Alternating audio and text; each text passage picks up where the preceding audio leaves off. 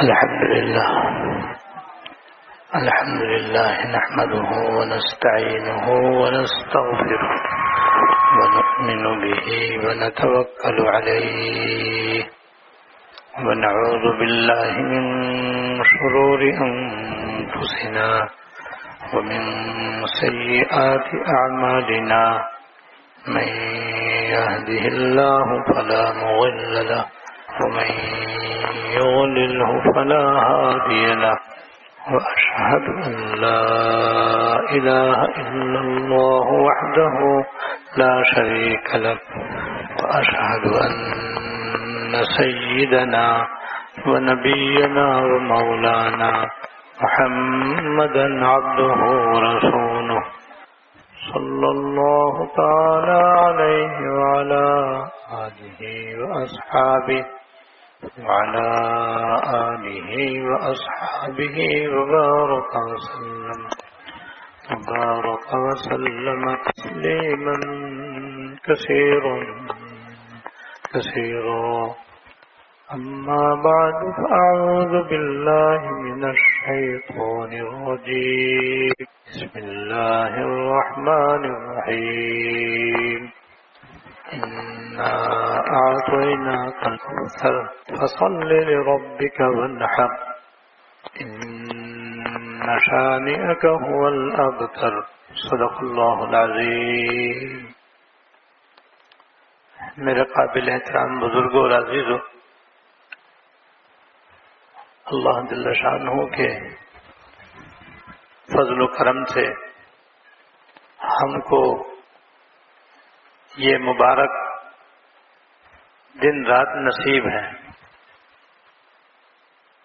ان میں ہمیں کوشش کرنی چاہیے اور دعا بھی کرنی چاہیے کہ اللہ تعالی ہمیں زیادہ سے زیادہ توفیق عطا فرمائے کہ ان میں زیادہ سے زیادہ ہم نیک اعمال کریں.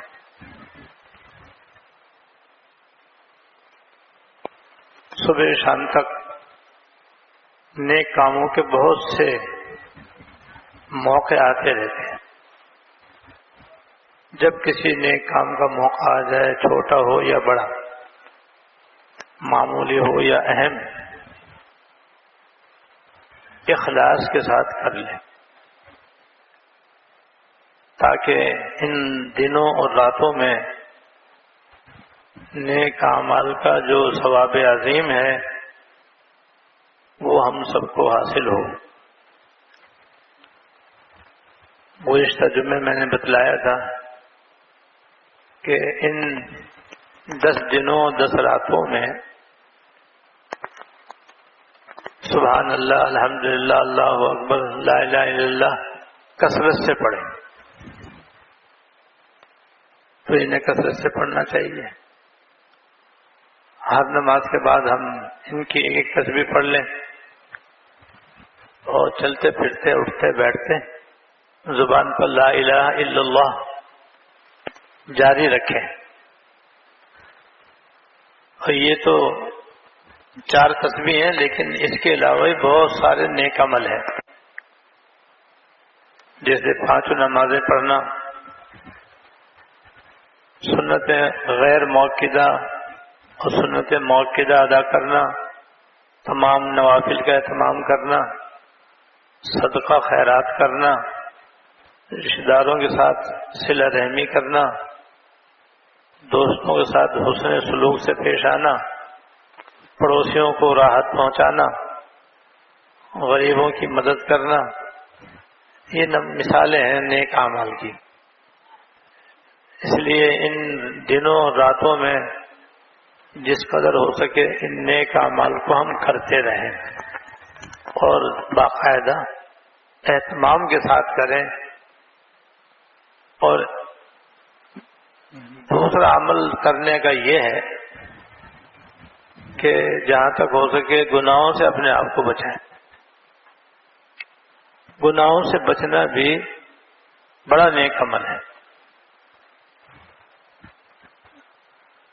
بڑا اس اعتبار سے بھی ہے کہ گناہوں سے بچنا فرض ہے. گناہ کرنا ناجائز ہے اور بچنا فرض ہے. فرض سب سے بڑا نیک عمل ہوتا ہے. اس لحاظ سے بھی گناہوں سے اپنے آپ کو بچانے کا اہتمام کریں. ہر آدمی اپنے گناہوں کو جانتا ہے.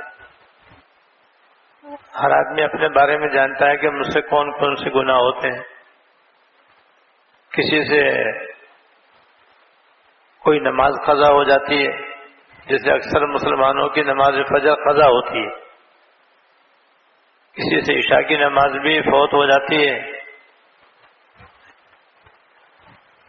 تو اب ان دنوں میں ہرگز نماز قضا نہ ہونے دیں. بہت سے مسلمانوں کی جماعت نکل جاتی ہے اور جماعت سے نماز پڑھنا مردوں کے ذمے واجب ہے، اور واجب چھوڑنا بھی ایک بڑا گناہ ہے. لہذا دکان کی وجہ سے یا ملازمت کی وجہ سے یا کسی اور وجہ سے جیسے نماز قضا کرنا جائز نہیں ہے، جماعت چھوڑنا بھی جائز نہیں ہے. الا یہ کہ شرعاً کوئی معتبر عذر ہو وہ الگ بات ہے. ایسے حلال کمانا فرض ہے، بقدر فرض ہے، لیکن اس کمانے کے اندر جھوٹ بولنا، دھوکہ دینا، وعدہ خلافی کرنا،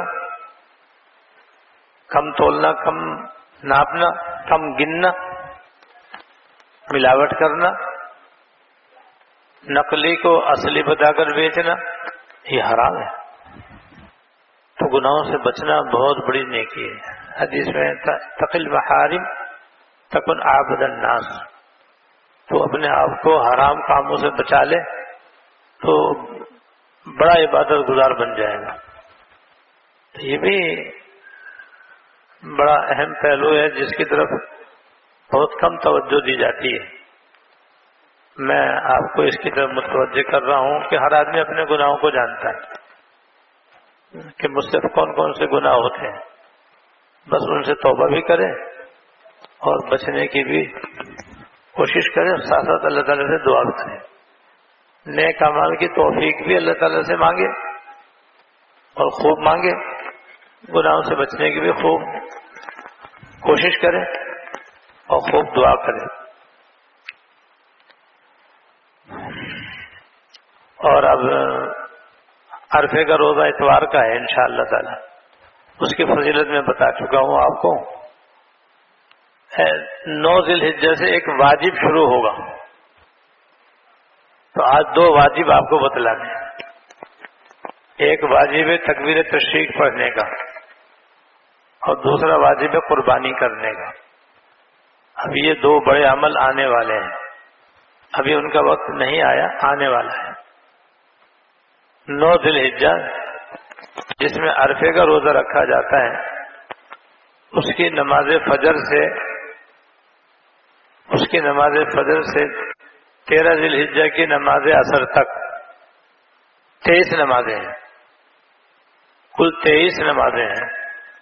ان 23 نمازوں میں ہر فرض نماز کے بعد ہر مسلمان مرد عورت کو،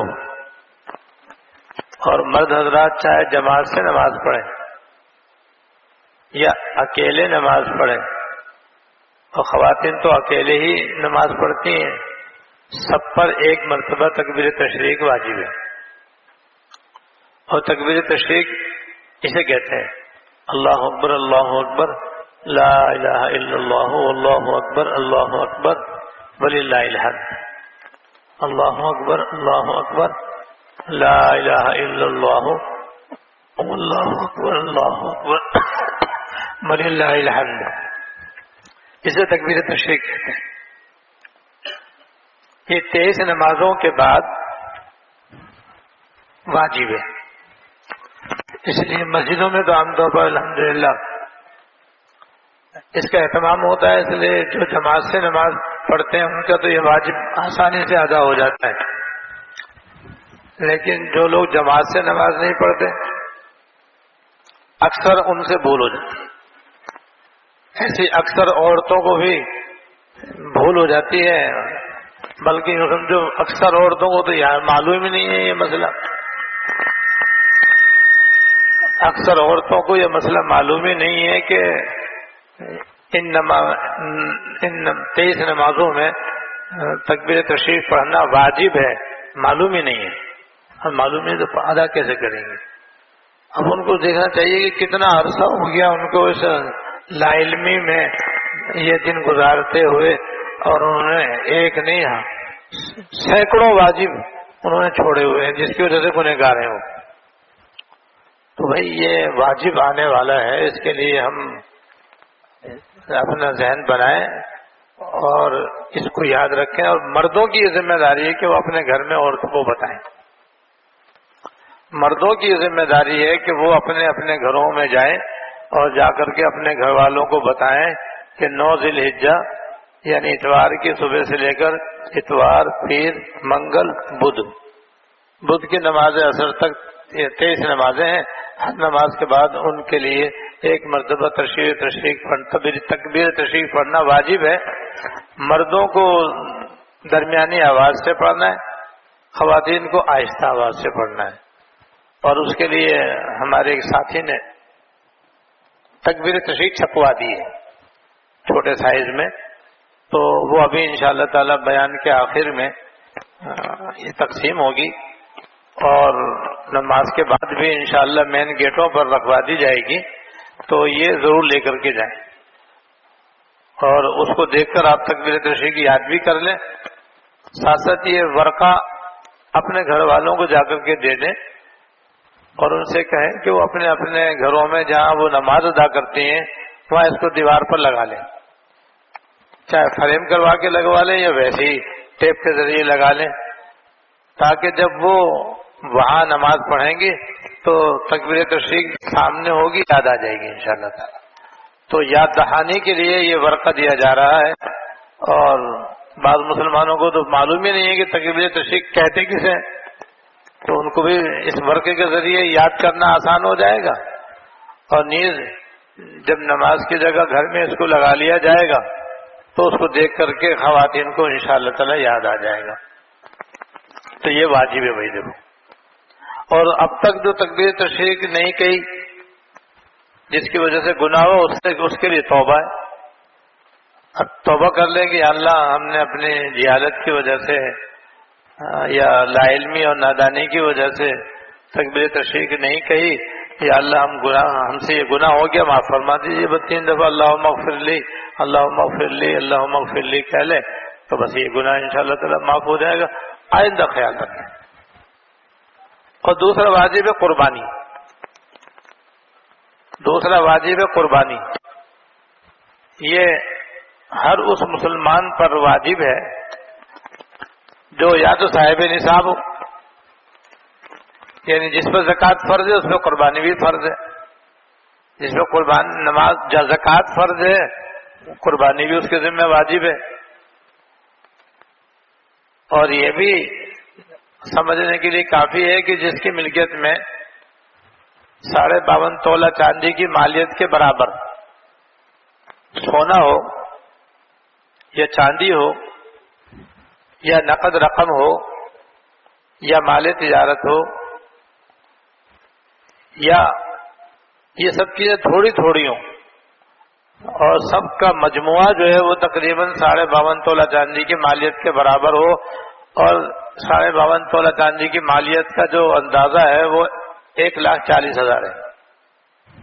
وہ 1,40,000 ہے کہ 1,40,000 یا تو نقد ہو یا اتنی مالیت کا سونے کا یا چاندی کا زیور ہو یا مال تجارت ہو، یا پھر گھر کے اندر یا کارخانے کے اندر یا دکان کے اندر اتنی مالیت کا فالتو ساز و سامان پڑا ہوا ہو جو عام طور پر اسٹور میں ہوتا ہے، یا شوکیس میں کچھ برتن اور بستر لگے ہوتے ہیں جو کبھی کبھی کام آتے ہیں، ورنہ سارے سال وہ بس شوکیس میں لگے ہوئے، صندوقوں میں رکھے ہوئے یا الماریوں کے اندر سجے ہوئے.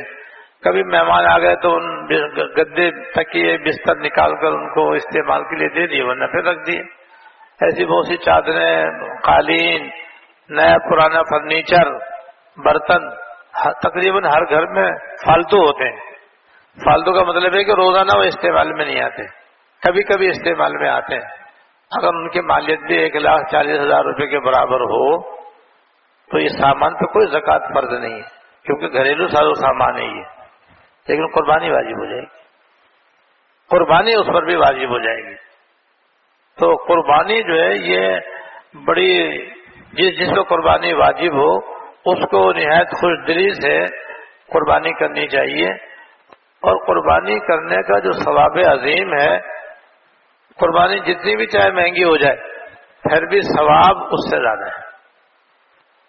ایک تو واجب ادا ہوگا، واجب ادا ہونے کا ثواب الگ، اور ایک قربانی کرنے کا ثواب الگ، وہ بھی انشاءاللہ تعالی آسانی کے ساتھ مل سکے گا. قربانی کے بارے میں حضرت عائشہ رضی اللہ تعالیٰ عنہ سے مروی ہے. قربانی کے بارے میں حضرت عائشہ رضی اللہ تعالیٰ عنہ سے مروی ہے کہ رسول کریم صلی اللہ علیہ وسلم نے فرمایا کہ قربانی کے دن اللہ تعالیٰ کے نزدیک سب سے زیادہ محبوب اور پسندیدہ عمل قربانی کرنے کا عمل ہے. قربانی کے دنوں میں اللہ تعالیٰ کے نزدیک سب سے زیادہ محبوب عمل قربانی کرنے کا ہے. اور قربانی کا جانور اپنے سینگوں، کھروں اور ان اجزاء کے ساتھ جو پھینک دیے جاتے ہیں، یہ بھی قیامت کے اندر اس کے ترازو کے اندر رکھے جائیں گے اور ان کے بدلے بھی اس کو بڑا ثواب ملے گا. اور قربانی کا جانور کا جب خون پہلی مرتبہ زمین پر گرتا ہے تو قربانی کرنے والے کی بخشش ہو جاتی ہے. اس لیے حدیث کے آخر میں حضور نے فرمایا کہ تم قربانی خوش دلی کے ساتھ کرو. بس قربانی کا جانور ایسا ہو جسے قربانی جائز ہو، چاہے بہت موٹا تازہ نہ ہو. موٹا تازہ ہونا افضل ہے، افضل اور بہتر ہے کہ قربانی کا جانور فربا اور موٹا ہو، عمدہ ہو. لیکن اگر کسی کی اتنا مہنگا قربانی کا جانور خریدنے کی استطاعت نہ ہو تو درمیانے درجے کا بھی لے سکتا ہے. بس ایسا ہو کہ شرعاً قربانی اس کی جائز ہو. تو اس لیے خوش دلی کے ساتھ خواتین کو بھی اپنی واجب قربانی ادا کرنی چاہیے، مردوں کو بھی اپنی الگ قربانی کرنی چاہیے. اور یہ مسئلہ بھی سمجھ لیں کہ بعض جگہ ایسا ہوتا ہے کہ پورا گھر ماشاءاللہ باپ بھی ہے، ماں بھی ہے، شوہر بھی ہے، بیوی بھی ہے، بیٹے بھی ہیں، ببے بھی ہیں، سبھی کچھ قربانی ایک کر دیں. اور یہ سمجھتے ہیں کہ بس سب گھر والوں کی طرف سے ایک قربانی کرنا کافی ہے. یہ غلط ہے. جیسے زکوٰۃ الگ الگ فرض ہے، گھر کے تمام افراد اگر صاحب نصاب ہے سب پہ زکوٰۃ فرض ہے، عورتوں پر بھی، مردوں پر بھی، باپ پر بھی، ماں پر بھی، شوہر پر بھی، بیوی پر بھی، بھابھی پر بھی، بھائی پر بھی. تو جیسے زکوٰۃ الگ الگ ہر صاحب نصاب پر فرض ہے، ایسے قربانی بھی گھر کے جس فرد کے ملکیت میں نصاب قربانی ہوگا. جو ابھی تھوڑی دیر پہلے میں نے آپ کے سامنے بیان کیا کہ 1,40,000 روپے کی مالیت کے برابر زیور یا نقد رقم یا فالتو ساز و سامان ہے، تو جس کی ملکیت میں ہوگا ان سب پر الگ الگ قربانی واجب ہوگی. نابالغ اولاد کی طرف سے باپ پر قربانی واجب نہیں ہے، بیوی قربانی شوہر کے اوپر واجب نہیں ہے. لیکن اگر شوہر کر دے تو اس کو بڑا ثواب ملے گا کیونکہ وہ اپنی بیوی کا واجب ادا کر رہا ہے. تو اگر کرے گا تو اس کو بڑا ثواب ملے گا انشاءاللہ تعالی. لیکن اصل واجب بیوی کی بیوی پر قربانی ہے، شوہر پر شوہر کی قربانی واجب ہے، باپ پر قربانی الگ واجب ہے، ماں پر الگ واجب ہے اگر وہ صاحب نصاب ہے. اور قربانی کا ایک ثواب یہ بھی ہے کہ حضرت عبداللہ بن عباس رضی اللہ تعالیٰ عنہما سے مروی ہے کہ رسول کریم صلی اللہ علیہ وسلم نے فرمایا کہ قربانی کے دنوں میں قربانی کے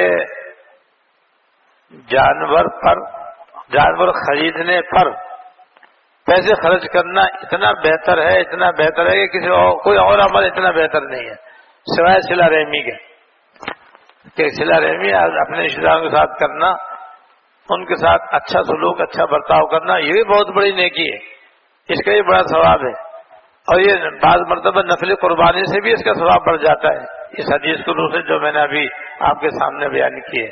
لیکن واجب قربانی اس سے بھی مقدم ہے،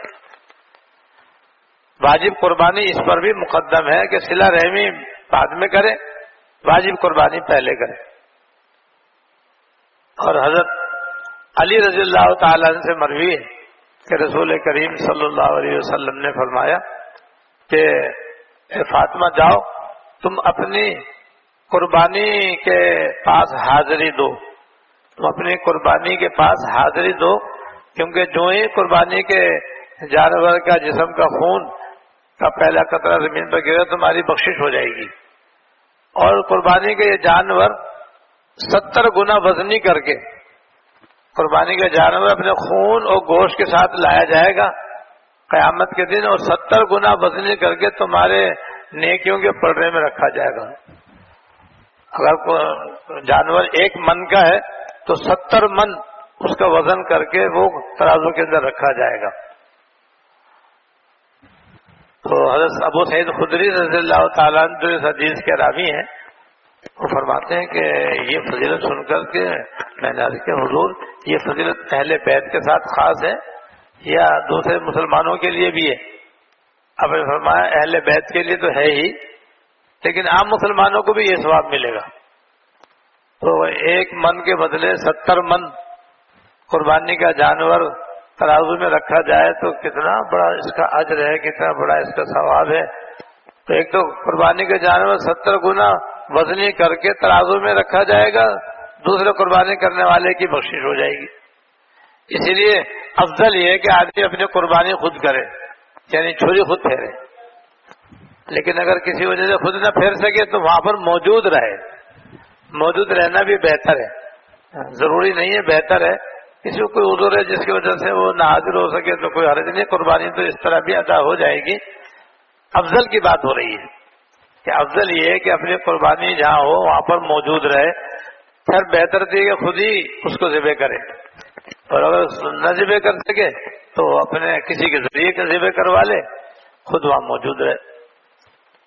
اور حضرت زید بن ارقم رضی اللہ تعالیٰ عنہ سے مروی ہے، وہ فرماتے ہیں کہ صحابہ کرام نے رسول کریم صلی اللہ علیہ وسلم سے دریافت کیا کہ اس قربانی کی حقیقت کیا ہے، ہم کیوں کرتے ہیں؟ یہ جو قربانی کرتے ہیں اس کی کیا حقیقت ہے اور یہ قربانی ہم کیوں کرتے ہیں؟ تو آپ نے فرمایا تمہارے والد حضرت ابراہیم علیہ السلام کی سنت ہے، یہ تمہارے والد حضرت ابراہیم علیہ السلام کی سنت ہے۔ تو انہوں نے پوچھا کہ حضور ہمارا اس میں کیا فائدہ ہے؟ اگر ہم قربانی کریں تو اس میں ہمارا کیا فائدہ ہے؟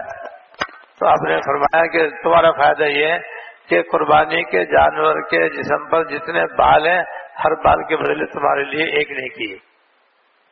تو انہیں بڑا تعجب ہوا، بال تو بہت ہوتے ہیں، خاص طور سے دمبے اور بھیڑ کے جسم پر تو اون ہوتی، اور اس کے اندر تو بال ہی اتنے بے شمار ہوتے ہیں کہ اس کا شمار کرنا بھی ممکن نہیں ہے۔ پوچھا حضور اس کا کیا حکم ہے؟ فرمایا اس کا بھی یہی حکم،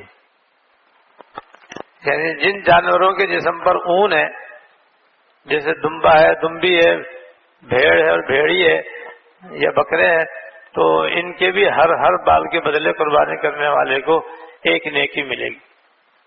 میں اس لیے کہہ رہا ہوں کہ اگر مہنگی بھی ہو جائے لیکن آدمی کی استطاعت ہو تو ایسی صورت میں اتنا ثواب عظیم اس کو مل سکتا ہے کہ شمار سے باہر ہی۔ جب شمار سے زیادہ نیکیاں مل سکتی ہیں تو بڑی خوش دلی کے ساتھ اور استطاعت ہو تو ایک سے زیادہ آدمی قربانی کرے۔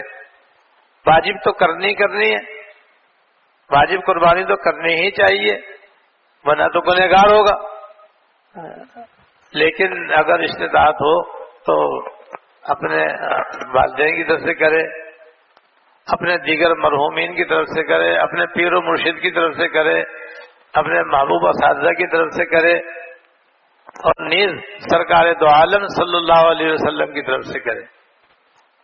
ایک قربانی حضور کی طرف سے کرے، ایک اہل بیت کی طرف سے کرے، ایک چاروں خلفاء کی طرف سے کرے، ایک چاروں اماموں کی طرف سے کرے، ایک چاروں مشائخ کی طرف سے کرے، بھائی جتنا ثواب ہی ثواب ملے گا۔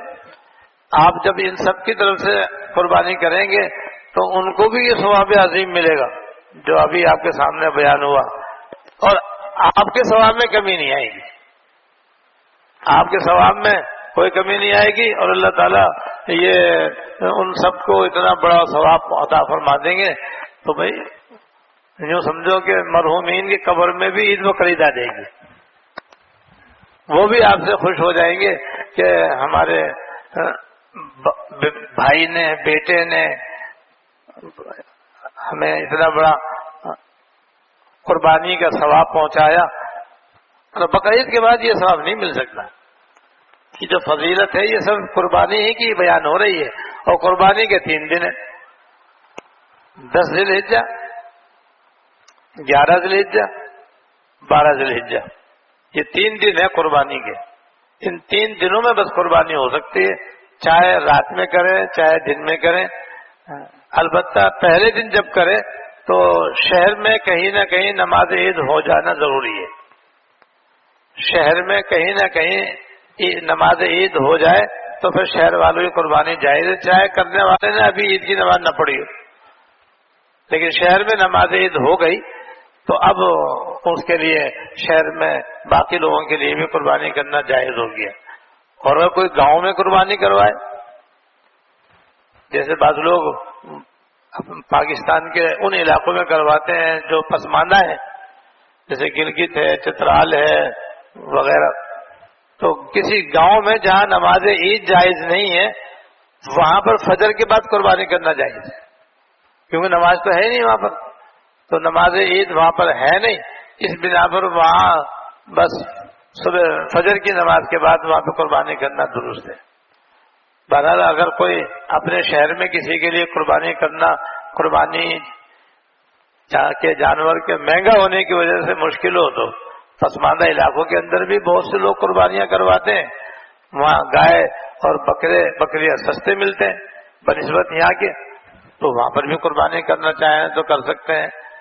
اور نفلی قربانی سے آج کل کے حالات کے اعتبار سے بجائے نفلی قربانی کرنے کے فلسطین کے مسلمانوں کی امداد کرنا زیادہ بہتر ہے، کیونکہ آپ اس کو جانتے کیسے ان کے حالات گزر رہے ہیں۔ اللہ تعالیٰ سے ہم سب کو ان کے لیے گڑ گڑا کر دعا جاری رہنی چاہیے، ان کے لیے برابر دعا کرتے رہے، ان ایام میں بھی، راتوں کو بھی، دن کو بھی، ان کی مجاہدین کی فتح مبین کی اور فتح ہونے کی کامیابی کامرانی کی دعا کریں، اور جو مسلمان مظلوم ہیں اور اسرائیل کے ظلم و ستم کا شکار ہیں اس میں ان کے اسرائیل کے ظلم و ستم سے بچنے کی دعا کا اہتمام رکھیں، تو ان کی امداد بھی جاری رکھیں۔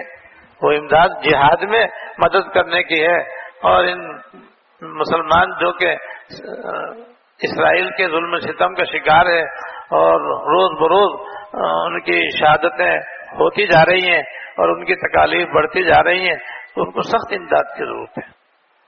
تو یہ الگ ایک جہاد ہے، اور جس کے اندر وہ لوگ شریک ہیں، اور جہاد کے اندر حصہ لینے کا بڑا ثواب ہے، جو میں اس سے پہلے آپ کے سامنے بیان کر چکا ہوں۔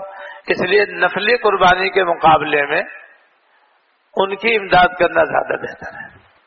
واجب قربانی تو بحال کرنا ضروری ہے، وہ ان کی امداد کر کے واجب چھوڑنے کی گنجائش نہیں ہے، واجب کریں اور باقی ہو سکے تو ان کی امداد کرے، نہیں تو کوئی نفلی قربانی بھی کرنا چاہے تو کر سکتا ہے۔ بہرحال اب یہ 2 واجب آنے والے ہیں، ایک واجب ہے تکبیر تشریف، جو 9 ذی الحجہ کی نماز فجر سے ہر فجر نماز کے بعد 1 مرتبہ تکبیر تشریف کہنا ہے، اور یہ بدھ کی نماز عصر تک سلسلہ چلے گا، ایک تو یہ واجب ہے بھائی، اس کو یاد رکھیں، اس کو ادا کرنا ہے انشاءاللہ تعالی. اور دوسرا واجب قربانی کا ہے. جس مسلمان مرد عورت پر قربانی واجب ہو وہ ضرور اپنی قربانی کا اہتمام کرے. اللہ تعالیٰ مجھے بھی اور آپ کو بھی ان دونوں واجب پر اور جو باقی دن رات رہ گئے ہیں ان کے اندر اپنے اوقات کو اللہ تعالیٰ کی عبادت میں، اطاعت میں، نیک کام کرنے میں گزارنے کی توفیق دے اور گناہوں سے اپنے آپ کو بچانے کی توفیق دے، اور ہم سب کو اپنی اپنی واجب قربانی مال حلال سے اخلاص کے ساتھ کرنے کی توفیق دے. واقع دعوانا الحمدللہ رب العالمین. اس مسجد میں نماز عید انشاءاللہ تعالی 7 بجے ادا کی جائے گی. نماز عید یہاں پر انشاءاللہ تعالی 7 بجے ادا کی جائے گی. ہاں ابھی آپ حضرات سنتیں نہ پڑھیں، بیٹھ جائے. تکبیر تشریق کا ورق جو ہے وہ تقسیم ہو رہا ہے، 5 منٹ میں انشاءاللہ ہو جائے گا.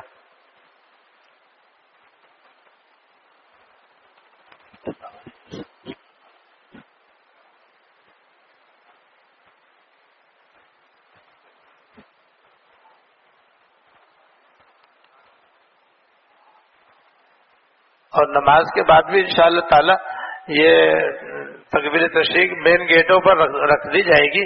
جن حضرات جو بعد میں آئیں گے وہ وہاں سے لے لیں، اور جن کو نہ ملے وہ بھی وہاں سے لیتے ہوئے جائیں.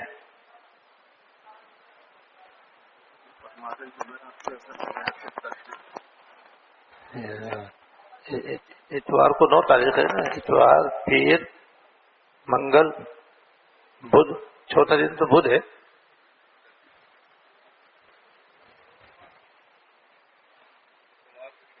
اتوار سے شروع ہوگی نا، اتوار کو 9 تاریخ ہے، اتوار کو فجر سے شروع ہوگی.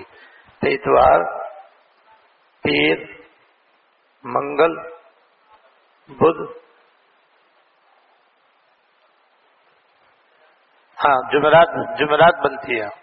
صحیح، کیونکہ وہ ایک دن بعد ہے نا، تو جمعرات کی اثر تک ہوگی. جمعرات کی اثر کی نماز تک تکبیر تشریق پڑھی جائے گی انشاءاللہ تعالی.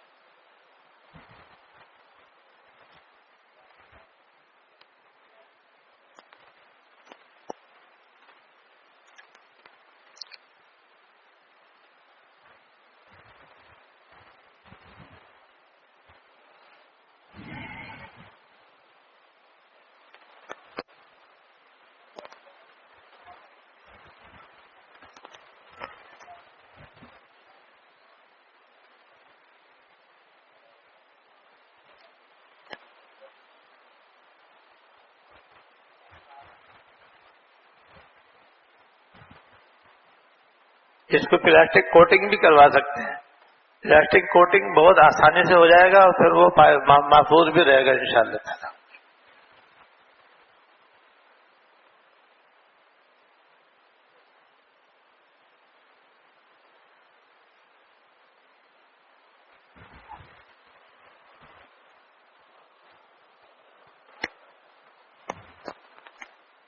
اچھا